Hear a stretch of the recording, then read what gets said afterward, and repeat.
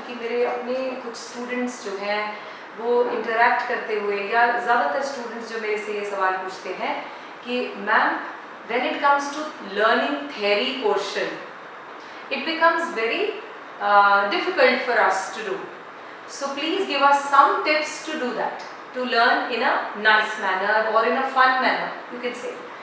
So I got an opportunity to interact with you because I thought उनको ये problem आ रही है तो हो सकता है ये problem सबके साथ आ रही है.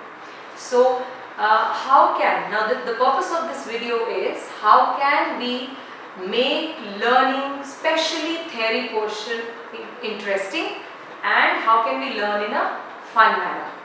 So isn't it interesting? Yes, it is. And when it comes to economics, and that to Indian economy, learning Indian economy is actually, students are facing difficulty in that.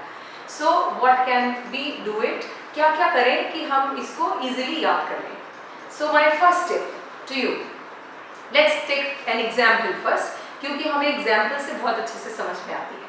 Now if I give you a watermelon, आजकल summer season है और watermelon seasonal fruit है, मैं आपको एक बड़ा सा watermelon देती हूँ और कहती हूँ बेटे इसको खाइए, तो बच्चों आप कैसे खाओगे उसको?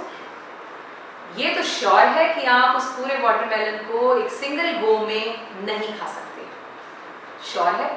क्या करेंगे आप उसको बिट्स एंड पीसेस में, यानी उसके नाइस स्लाइसेस बनाकर काटकर then you will eat. Am I right? Yes.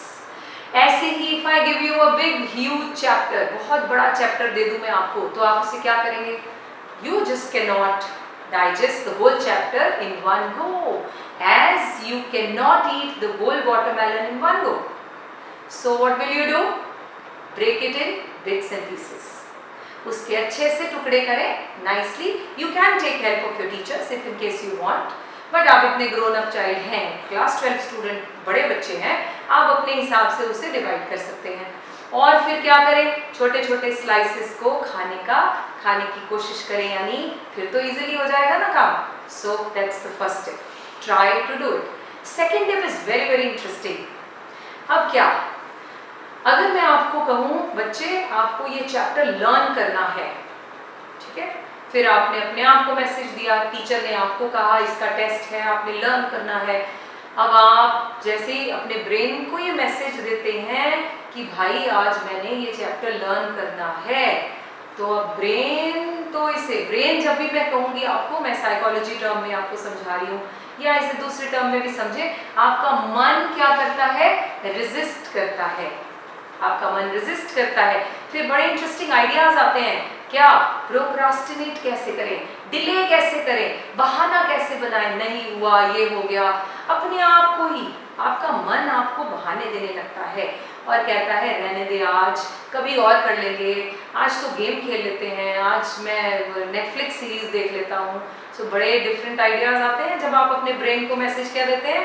Let's learn this chapter, क्योंकि उसे ये करना पसंद नहीं है. तो जो चीज़ उसे पसंद नहीं है और आप उसे करने के लिए कहेंगे तो वो रेजिस्ट करेगा, फिर आप भी रेजिस्ट करेंगे, वो आपको लर्न करने से रोकेगा, फिर आप कहेंगे हमें ये याद नहीं हुआ. अब जब प्रॉब्लम यहाँ है तो सोल्यूशन भी यही निकालना होगा. कैसे होगा सोल्यूशन? आप अपने ब्रेन को कंफ्यूज करें. कैसे?